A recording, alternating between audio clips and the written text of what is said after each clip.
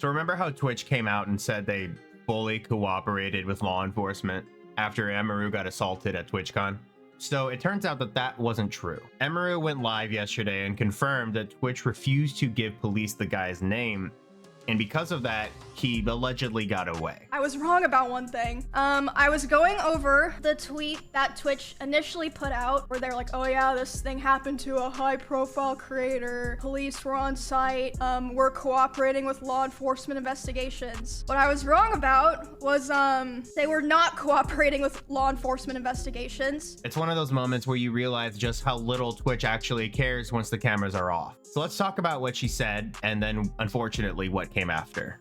If you saw my last video, we went over what happened right after TwitchCon, the chaos, the half statements, and Twitch pretending they had it handled. At the time, there wasn't a lot of information available, and Twitch made it sound like they did everything right. Now we know that's not the case. Emiru filled in the rest, and honestly, it's a lot uglier than what we originally thought. Emiru said Twitch wouldn't cooperate with law enforcement, straight up. Not that they tried, not there was confusion, they just didn't. The cops wanted the guy's name, Twitch wouldn't hand it over, and when you think about how much data Twitch collects, kind of insane. They track everything. Chat logs, IPs, timestamps. It could have helped instantly, but they didn't. Instead, they dropped the canned PR line, "We fully cooperated." Well, no, you didn't. You just didn't want bad press. And that's kind of the point. Twitch only cares when it's convenient. When you talk about one of their favorite streamers, you're banned almost instantaneously. Take Tectone and Frogan as an example. It's not complicated. You either help the victim or you don't. So yeah, that's basically where the Twitch part ends. But on the same stream, Emiru talked about something far more disturbing than gross negligence. But before we move forward, a quick heads up. The next section talks about sensitive topics like sexual assault, emotional and physical abuse, and manipulation. If that's something you're not comfortable with, you can skip to the timestamp on screen or in the description where we wrap up this part of the story. So during that stream, Emiru started explaining things that happened between her and Mizkif. Things she described as abusive both emotionally and physically. These are her words, said live in front of thousands of people. I'm not gonna play all the clips out of respect, but the tone said it all. He would throw bottles, like plastic bottles with liquid in it, not like glass bottles, at me, despite me telling him like I didn't like it and it scared me and I bruised very easily.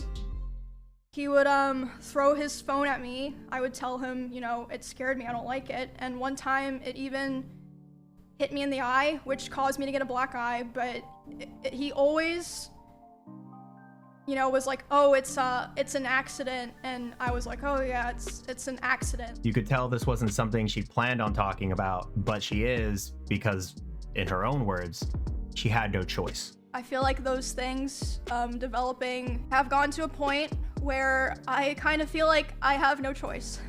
And to be clear, this has nothing to do with Twitch as a company, well, not fully at least. This is her personal life, but it hits different when you realize what she's been dealing with privately while Twitch was out here pretending to protect her publicly. That stream didn't feel like content, it felt like someone finally snapping after pretending everything's fine for too long. She's been the face of the community that constantly demands you to be on, always smiling, always streaming, while dealing with stuff like that off camera. People online call this drama, and it's not drama. When someone finally tells the truth and doing it in real time while the internet watches, it's like another episode of reality TV. And I think that's the saddest part. Nobody takes a step back anymore. Everything's just clips, reaction streams, and memes, even when someone's clearly breaking down. Watching that stream, you could tell she's exhausted. Not angry, just tired. Tired of the platform, tired of the people, tired of pretending. That was last night. Everyone thought that was the end of it until Mizkif decided to post his own response. And the wild part is, everything he's talked about, Emiru already said he would. She literally predicted he'd try to spin it all as a smear campaign, and that's exactly what's happening. An honorable mention reason for why I'm doing this is that for a while, he has been indirectly threatening me through my friends and people that I work with. They've informed me that he said that if I ever talked about anything he did, he would try to create a smear campaign against me in retaliation. I was told that he even approached other streamers who were close with us back when we lived together, asking them if they would join with him, and they all refused. Now, does this add validity to it, or is she just trying to get ahead of the curve? I don't know. As a person, I want to believe her based solely on what I've heard about her, the way she carries herself, and the people backing her, mainly Asmongold. You might not like him or agree with him, and that's fine, but I can count on one hand how many times he's been wrong in the short amount of time I've watched him. And for me, that's good enough. When I hear Mizkif talk, it doesn't come from a place of sincerity, it comes from defense. I said that if she goes after me, then I will go nuclear. And that is exactly what I said. And that is what's going to happen. Because you can't mess with me anymore. I don't have anything to lose. I'm sorry I don't. Go after me all you want. I have nothing to lose. Which, sure, I get why, and it's kind of hard to explain. But people who have dealt with people like this before, they know the feeling I'm talking about.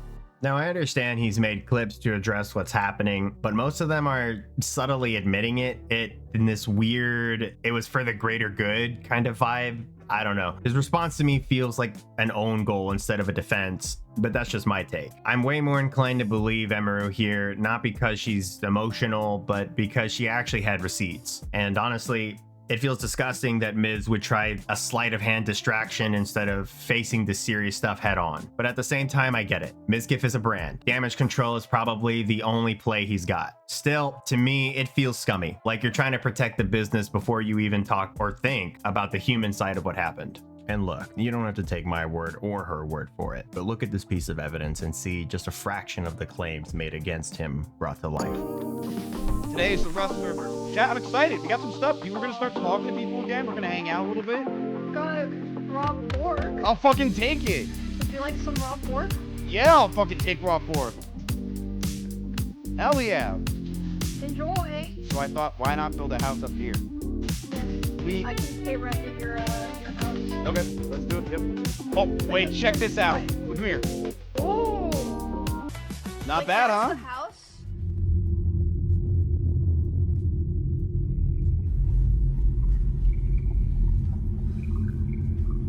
Wait, our houses literally look exactly the same. Yep.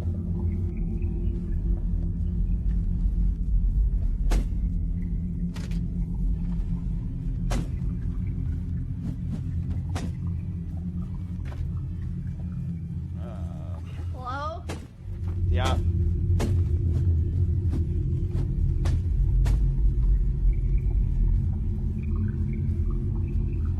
I want to see Emmy. I can't believe you guys made separate houses. Biggest sweats, you retard. They will come after you guys. They're the wipe them biggest out, but we sweats. can stop them early. Yeah, let's go. Let's do it, dude. We'll join the resistance. You're spelling it wrong. Yeah, my bad.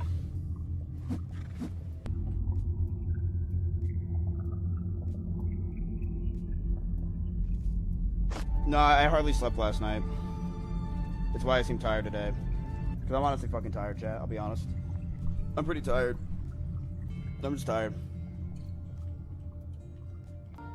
Alright, chat. I'll see you guys later. I will see you guys probably tonight, if not tomorrow.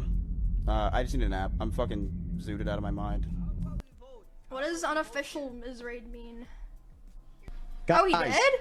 Listen, why are we all acting like we haven't murdered, like we haven't pillaged, like we haven't had to do what we had to do to make it here where we she had a one-hit advantage. She was coming after me. I had to attack back. What the fuck is this? What are you? Was that a test? You said. Well, I have some cloth in my house. Let me check my body real quick. Did anyone loot me? Yeah. Go to the restroom real quick. I'll be right There you go. back. Everyone knows Twitch dropped the ball. They've been doing that for years. Between Dan Clancy and the constant mismanagement, nobody's really surprised the company fumbled this too. It's disgusting, sure, but sadly, it's expected. The story here, the part that actually matters, is Mizkif. Because for years, he's worn the mask of being the relatable good guy, the guy who's just like you, the one cracking jokes and pretending to be normal. But according to Emiru, behind that mask was someone completely different, someone who used that image to hide what was really going on. And that's what makes this thing so much worse. It's not just a company being incompetent, it's a person choosing to be cruel and doing it while the whole world thought he was harmless. So drop your thoughts below. This story stopped being about Twitch when Emiru confirmed that there's a lot more going on behind the scenes. The platform's negligence is bad enough, but the fact that this has been happening to her for years, well, that's what really matters. So subscribe, it really helps the channel grow, and I do appreciate it. Like and share so the story gets out there more. And as always, I'll see you guys in the next one.